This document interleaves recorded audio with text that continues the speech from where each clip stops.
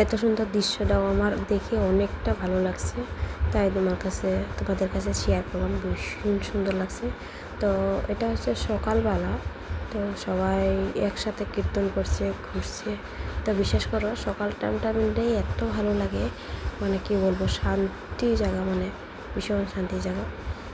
সবাই কীর্তন করে করে হেঁটে বেড়াচ্ছে, সবাই কুলকর্তাল লয়ে হেঁটে বেড়াচ্ছে, জায়গায় জায়গায় হাঁটছে, জায়গায় জায়গায় কীর্তন করছে। তো এটি আমার কাছে বেশি ভালো লাগছে। তো কত সুন্দর জায়গা দেখো, যেমন ঘোরাও হচ্ছে সেমন ভগবানের নামও হচ্ছে। ভীষণ ভালো লাগছে। আমি সকাল টাইমটা ঘুরতে গিয়েছিলাম, তো দেখি যে সবাই ঘুরছে, ভীষণ ভালো লাগছে। আর এটা হচ্ছে একটা ফাঁকা জায়গা, যেখানে এসে বসতে পাবে, একটু বাচ্চাদের নিয়ে খেলনা করতে পাবে। তো খুব সুন্দর জায়গা, ভালো লাগছে। সবাই একসাথে যাচ্ছে, ভীষণ ভালো লাগছে।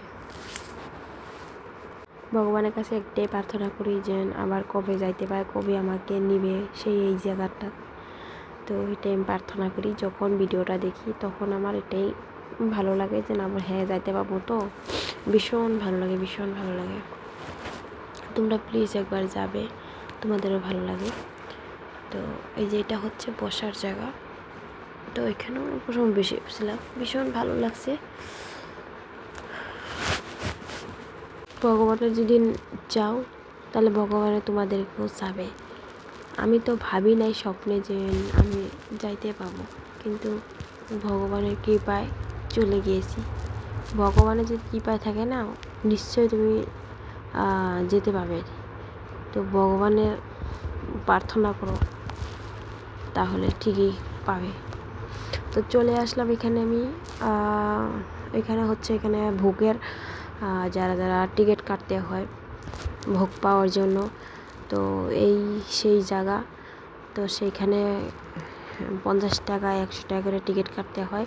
তো এখানে চলে আসছি, কিন্তু এসে একটা টিকিট কেটেছিলাম, আর আমরা সেই এক জায়গার মধ্যে থাকি নাই, তাই আর কি।